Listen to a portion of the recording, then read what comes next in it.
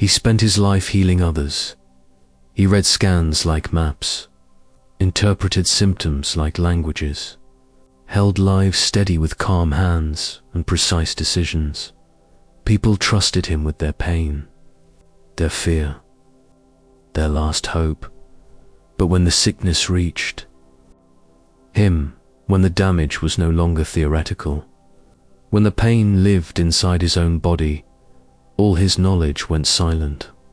For the first time, the doctor had no cure, and in that helplessness, he met a God he had never needed before.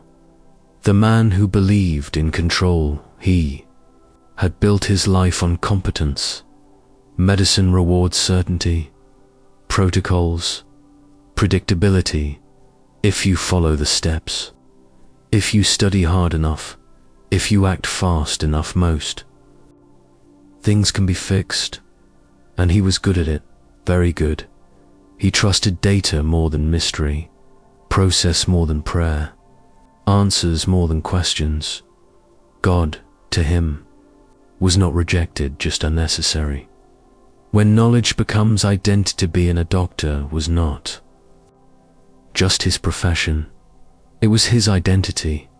He was the one people turned to when things fell apart.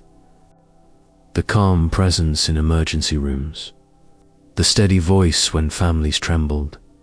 His worth was measured in outcomes, his confidence in results, and deep down he believed this.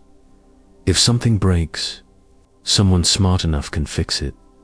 The diagnosis that changed everything. The symptoms were subtle at first.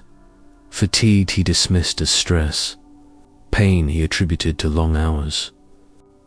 Signals he rationalized away. Doctors are notoriously bad patients. But the test results did not negotiate. This was not something he could treat with routine, not something he could outthink. He knew the statistics, the complications, the limits, and, for the first time, it was on the wrong side of the chart. When the healer becomes the patient, hospitals feel different. When the gown belongs to you, the sounds are louder, the waiting is heavier, the vulnerability is unavoidable. He saw the same rooms from a different angle, and he hated it. He hated needing help, hated uncertainty, hated the loss of control. Most of all, he hated not knowing how this would end. The fear he never admitted. Doctors are trained to manage fear, not eliminate it, contain it. But fear behaves differently when it's personal. At night, when the lights dimmed, his mind raced through possibilities. What if this doesn't work? What if I don't recover? What if this changes everything? He had answers for others, but none for himself. The silence of science medicine is powerful, but it has boundaries. There are moments when all the scans are done, all the tests are run, all the options are exhausted, and silence remains. No new treatment, no clear path, no guarantee. He had reached the edge of what he knew, and it terrified him. Remembering the prayers of others, he remembered patients who prayed, some desperate, some peaceful, some with a faith he quietly admired but never shared. He had always respected belief, but from a distance. Now, lying awake in pain, he wondered if faith was something you only needed when intelligence ran out. The question he could no longer avoid late one night, exhausted and afraid. A question surfaced, not philosophical. What if healing is more than fixing the body? For the first time, he did not analyze the question. He sat with it. The prayer that wasn't polished, his first prayer, was not eloquent. It wasn't confident. It wasn't theological. It was simple. almost reluctant. God, if you're there, I need help. Not help to understand, not help to control, help to endure. God did not replace Meresan. God did not mock his profession. God did not ask him to abandon science. God met him within it. Healing did not arrive as a miracle cure. It arrived as peace, a steadiness he could not manufacture, a calm that did not depend on prognosis. Learning the difference between cure and healing, medicine aims to cure. God aims to heal. Sometimes those paths align.